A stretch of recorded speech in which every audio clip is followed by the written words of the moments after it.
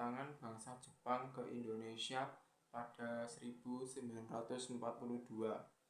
Latar belakang kedatangan Jepang ke Indonesia pada masa Perang Dunia II dilatar belakangi kebutuhan mereka akan sumber daya alam, terutama minyak bumi. Untuk mendukung mesin perang, Indonesia yang saat itu dikuasai Belanda kaya akan sumber daya strategis seperti minyak, karet, dan timah. Selain itu, Jepang ingin mengakhiri dominasi Barat di Asia dan membentuk kawasan kemakmuran bersama Asia Timur Raya sebagai bagian dari ekspansi imperialisme mereka. Invasi ini juga didorong oleh ambisi Jepang untuk menjadi pemimpin Asia dan memperluas kekuasaan di tengah perang melawan sekutu.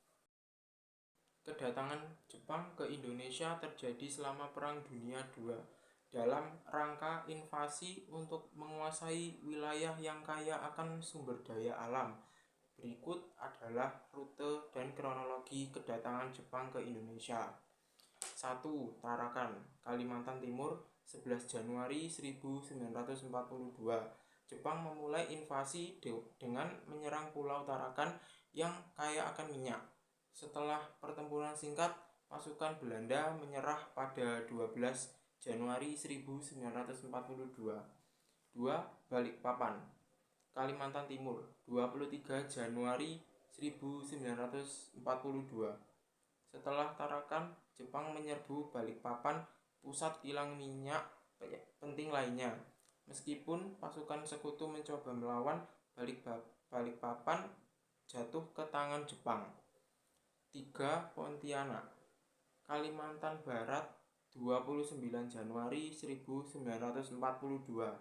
Setelah Jepang memasuki Pontianak sebagai bagian dari penguasaan strategis Kalimantan. 4. Ambon, Maluku, 31 Januari 1942.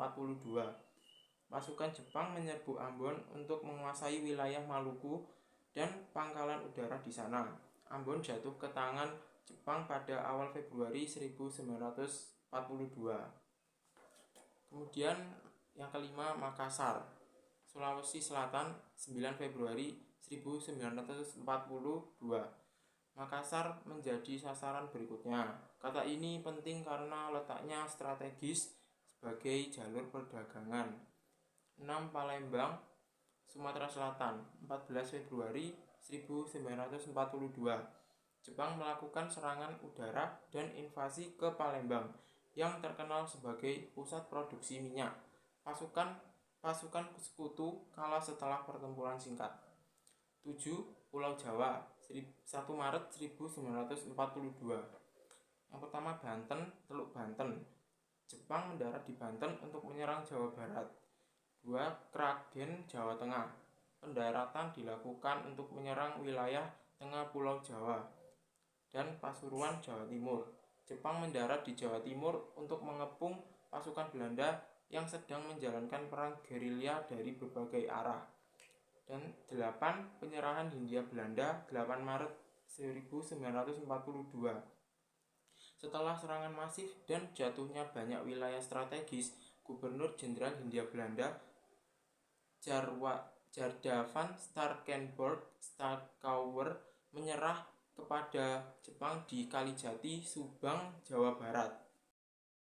Simpulan, pendudukan Jepang di Indonesia membawa dampak yang kompleks. Di satu sisi, eksploitasi dan kerja paksa menyebabkan penderitaan besar bagi rakyat. Namun di sisi lain, Jepang memberikan peluang bagi tumbuhnya kesadaran nasional, pelatihan militer, dan organisasi yang mendukung perjuangan menuju kemerdekaan.